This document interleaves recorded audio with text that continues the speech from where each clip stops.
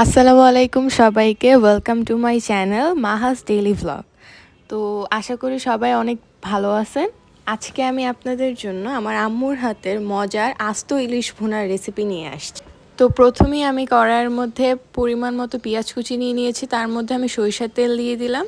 এরপর স্বাদ মতো লবণ দিয়ে এটাকে আমি ভাজা ভাজা করে নিব, একদম পেঁয়াজের একটা ব্রাউন কালার আসার পর্যন্ত আমি এটাকে ভাজা ভাজা করব সুন্দর করে। এরপর এখানে আমি পরিমাণ মতো হাফ চা চামচ হলুদের গুঁড়া দিয়ে দিলাম। তারপরে এটা ভালো করে মিশিয়ে নিব। এরপর এটার মধ্যে আমি একটু পানি দিয়ে দিয়েছি, সামান্য পরিমাণে পানি দিয়ে দেন কষাচ্ছি মশলাটা সুন্দর করে। ইলিশ মাছে কখনোই আপনারা বেশি পরিমাণে মশলা দিতে যাবেন না, এতে মাছের প্রপার টেস্টটা পাওয়া যায় না। আর এখন আমি স্বাদ মতো মরিচের গুঁড়া দিয়ে দিলাম। এখন এই মরিচটা দিয়ে সুন্দর করে এটা তেল ওঠা পর্যন্ত কষাবো।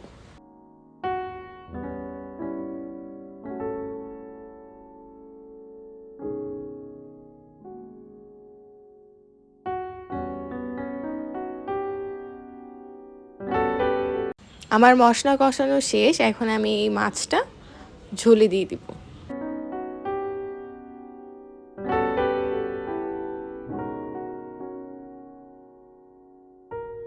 আমার মাছ দিয়ে মশলা কষানো শেষ, এখন আমি পরিমাণ মতো পানি দিয়ে এটাকে একদম পুরোপুরি ফুল রান্না করব।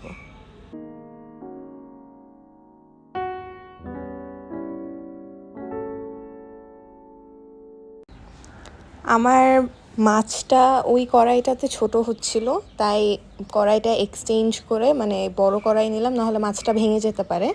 আর এখন আমার মাছটা রান্না প্রায় শেষ, তাই আমি নামানোর আগ দিয়ে কয়েকটা কাঁচামরিচ মাছ দিয়ে ফেরে আমি সুন্দর করে উপর দিয়ে দিয়ে দিব। এটাতে একটা ফ্লেভার আসবে অন্যরকম, খাইতেও মজা লাগবে।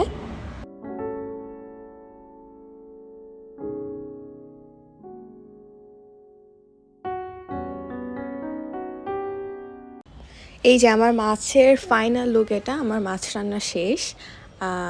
আপনাদের ভিডিওটা যদি ভালো লেগে থাকে please like, comment, share and subscribe. সবাই ভালো থাকবেন। আল্লাহ হাফেজ। আসসালামু আলাইকুম।